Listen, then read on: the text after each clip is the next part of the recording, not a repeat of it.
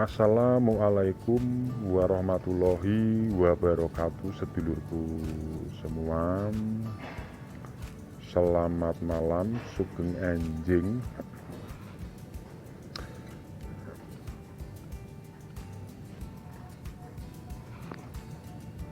Kembali lagi dengan saya Mbah Erjuni Wahyudi, atas rahmat izin dan Allah Subhanahu Ta'ala.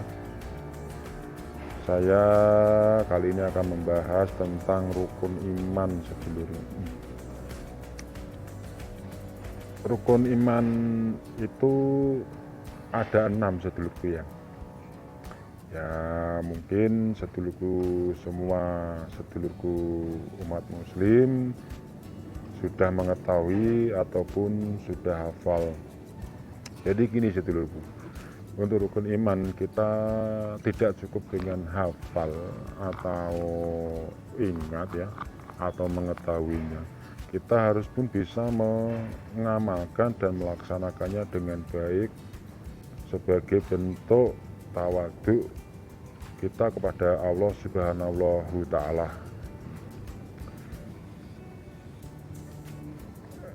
Yang pertama itu iman kepada Allah Subhanahu Ta'ala ya. Rukun iman pertama yang wajib diyakini itu percaya kepada Allah Subhanahu Ta'ala. Setiap orang yang beragama Islam harus percaya bahwa Allah adalah Tuhan yang Maha Esa dan tiada Tuhan selain Allah ya. Jangan pernah sekali menyekutukan Allah Subhanahu Ta'ala sebagai Tuhan kita ya.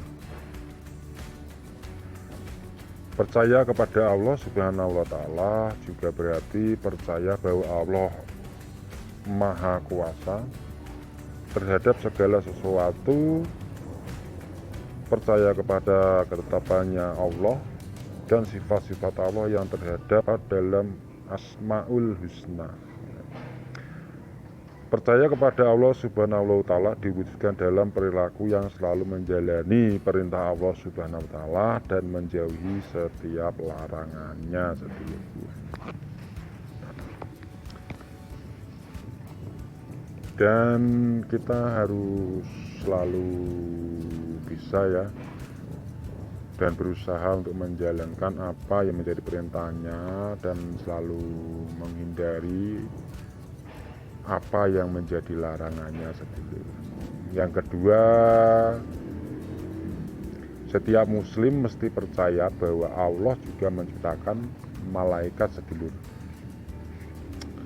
dengan berbagai macam tugas. Jumlah malaikat sangat banyak, sedulurku. Dan perlu yang wajib kita ketahui yaitu ada 10 malaikat ya. Malaikat Jibril, malaikat Mikail, malaikat Israfil, malaikat Israel, malaikat Mungkar, malaikat Nakir, malaikat Rakib, malaikat Atid, malaikat Malik, dan malaikat Ridwan. Ke-10 malaikat itu mempunyai tugas yang sangat penting.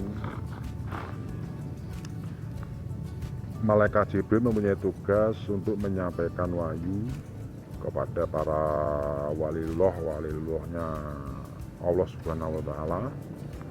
Malaikat Mikail, dia bertugas menyampaikan rezeki ya, kepada para hamba-hamba Allah Subhanahu wa Ta'ala, yang tentunya itu di waktu yang pas ya. Dan malaikat Mikail itu menyampaikan rezeki itu tidak akan pernah keliru ataupun meleset, gitu ya. Malaikat Israfil ya, nah inilah tugas paling menentukan berakhirnya dunia ini kan. Beliau malaikat Israfil bertugas meniup sangkakala. Nah, itu kan. Jadi malaikat yang ditugaskan untuk memberi tanda akhir zaman ya, atau hari kiamat gitu kan. Malaikat Israfil. Nah inilah malaikat Israfil yang selalu mengintai kita di setiap waktu, di setiap kapan, detik, setiap langkah kita ya kan. Mengintip kita itu bukan hal-hal yang lain, itu mengintip sambil menunggu perintah Allah Subhanahu wa taala untuk mencabut nyawa kita gitu kan. Makanya kita harus berusaha selama masih ada nafas di diri kita, masih nyawa masih menempel di raga kita, kita selalu berbuat baik ya, selalu menjalankan perintahnya Allah Subhanahu wa taala gitu kan, selalu menjauhi larangannya. Kita kan nggak tahu kapan itu malaikat Israfil mencabut nyawa kita, sedulurku ya.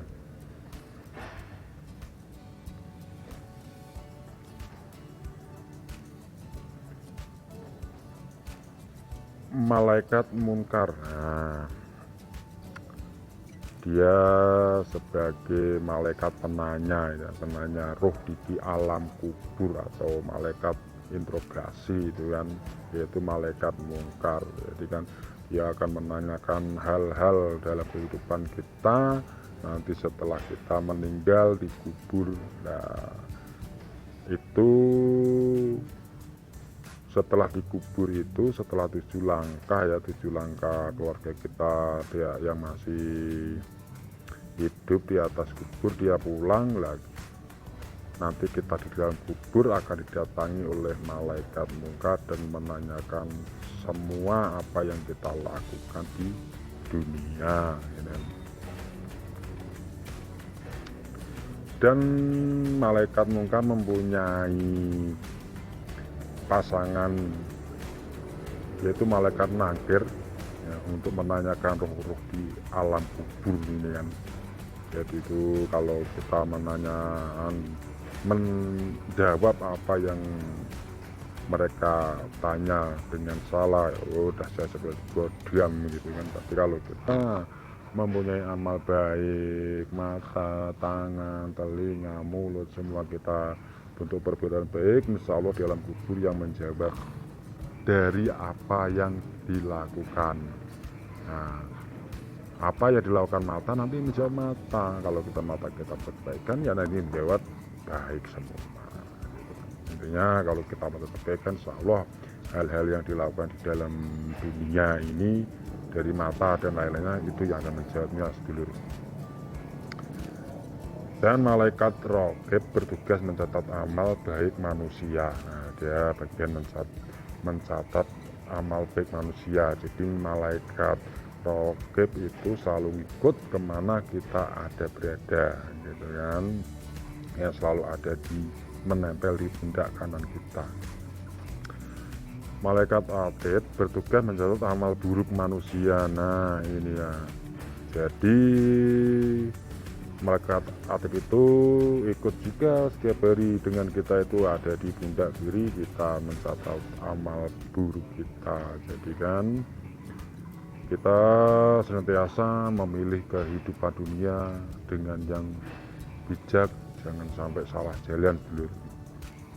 Malaikat Malik bertugas menjaga pintu neraka ya, dan malaikat Ridwan bertugas menjaga pintu surga gitu kan. Dengan mempercayai keberadaan malaikat beserta tugasnya, manusia mesti mengamalkannya. Jangan cuma tahu aja itu malaikat ini, malaikat itu, tugasnya apa. Jangan, kita benar-benar mengamalkannya untuk bisa menghadapi malaikat-malaikat Allah Subhanahu wa taala yang akan menjemput kita nanti di akhir zaman dunia ini, di akhirat nanti sedulur.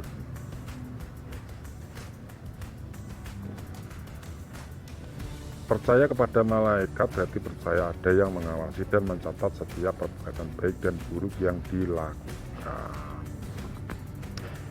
iman yang ketiga yaitu setiap umat Islam juga mesti mengimani kitab-kitab yang diturunkan Allah Subhanahu wa taala, yakni kitab Zabur kepada Nabi Daud alaihissalam, kitab Taurat kepada Nabi Musa alaihissalam, kitab Injil kepada Nabi Isa alaihissalam, dan Al-Quran kepada Nabi Muhammad sallallahu alaihi wasallam. Dan kalau kita sebagai umat manusia percaya kepada kitab, berarti mengamalkan apa yang terdapat dalam kitab suci tersebut. Umat Islam mesti berpegangan pada Al-Quran dalam menjalankan kehidupan di dalam dunia ini, gitu dulu ya. Yang keempat, setiap muslim juga harus meyakini Allah ya, mengutus nabi dan rasul untuk menyampaikan wahyu ya. Jadi terdapat 25 nabi dan rasul yang wajib diimani, yakni dari nabi pertama Nabi Adam alaihissalam hingga nabi terakhir Nabi Muhammad sallallahu alaihi wasallam. Percaya kepada nabi dan rasul diwujudkan dengan meyakini serta meneladani setiap kisahnya. Umat Islam juga mesti mengikuti ajaran Nabi Muhammad sallallahu alaihi wasallam.